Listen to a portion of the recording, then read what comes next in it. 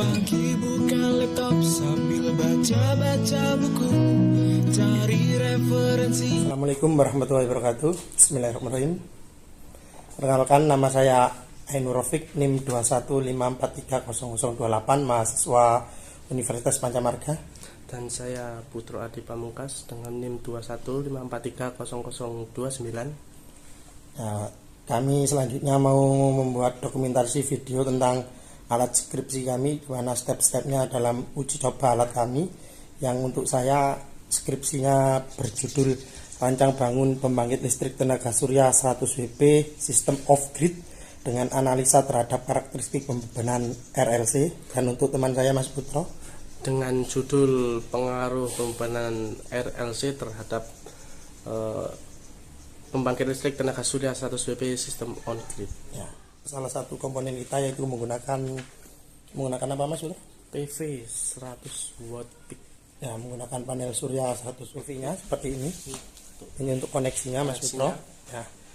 Kenapa kami membuat video berdua? Karena sistemnya ini, alat kami ini satu, tapi dengan perbedaan Mas Putro menggunakan dengan sistem on-grid. ya, itu berbeda di sisi inverternya. Saya menggunakan inverter yang off-grid, Mas Putro On-grid. ya. Lanjut ya, dari ini untuk rangkaian kita. Yang pertama bisa dijelaskan Mas Putro?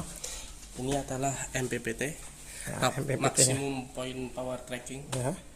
Ini ada inverter grid T. Ya, Ini ada inverter non grid.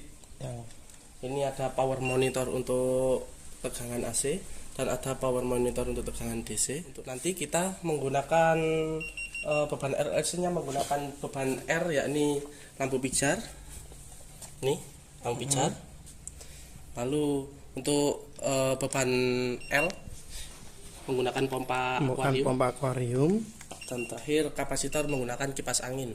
Ya.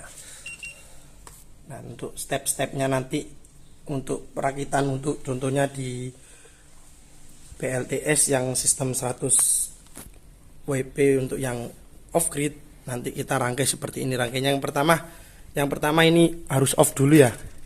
Harus off dulu untuk memastikan kita aman. Kemudian kita rangkai urutannya seperti yang ada di laporan, yaitu dari MPPT.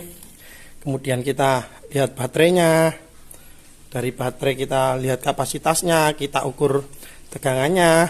Kemudian masuk inverter, dari inverter dirubah, kemudian masuk ke beban AC atau yang beban DC, indikasinya bisa kita gunakan seperti ini ya.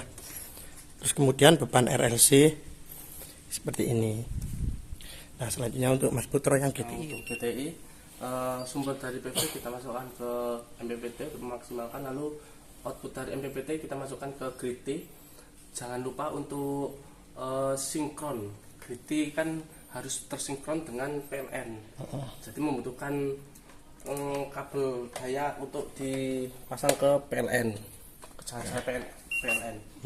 Lalu output dari grid T ini bisa disambungkan langsung ke beban ataupun melalui power monitor AC dulu untuk mengukur Parameter tegangan, arus, daya.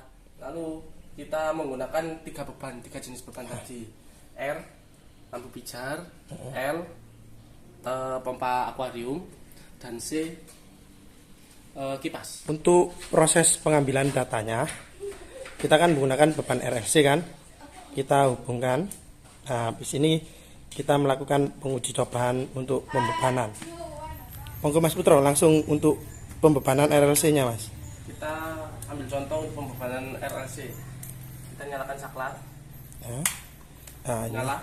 kipas angin menyala. Kipas angin. Ini untuk Pompa airnya. Ini. Lalu kita memonitor tegangan, power factor, daya dan arus dari power monitor AC. Ya, itu. Yang kita monitor parameter untuk diambil datanya yang Kita matikan.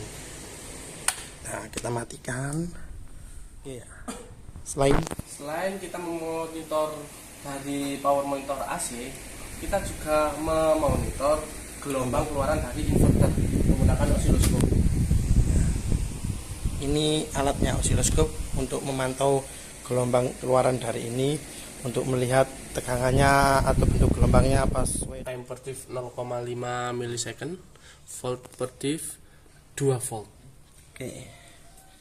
Untuk gambar gelombang tanpa beban keluaran dari inverter.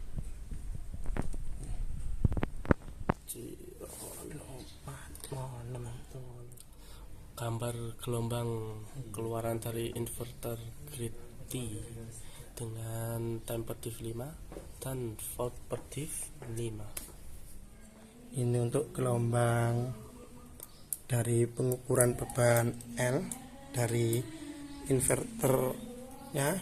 Ini untuk bebannya yang L. Ini seperti ini gambar gelombangnya.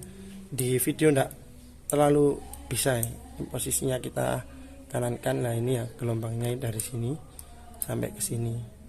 Untuk tingginya kita menggunakan 5. Ini menggunakan 5. Untuk gelombangnya ini kan keluaran 220 volt. Berarti kita 4 diff, ininya 4 diff lebih sedikit 4,4. Untuk tegangannya bisa dilihat di sini.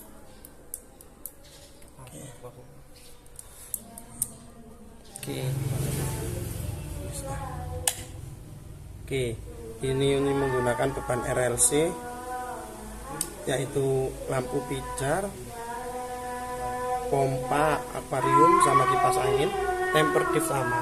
Untuk gelombangnya menggunakan temper diff frekuensi 50 Hz. Untuk PF nya ini bagus karena pengaruh dari kipas angin yang ada kapasitornya. Nah ini untuk contoh bebannya. Ini bebannya ini bebannya ini. Jadi kombinasi RLC PF nya bagus. Untuk frekuensinya tetap sama, tegangannya 20. Ini adalah gambar gelombang dari beban RLC. R menggunakan lampu pijar, L menggunakan pompa air, dan C menggunakan kipas angin. Tadi demo dari alat kami, yang kemudian step-stepnya seperti itu, kemudian pencatatannya seperti itu. Sampai di sini video kami. Kami mohon pamit. Semoga sukses selalu. Assalamualaikum warahmatullahi wabarakatuh.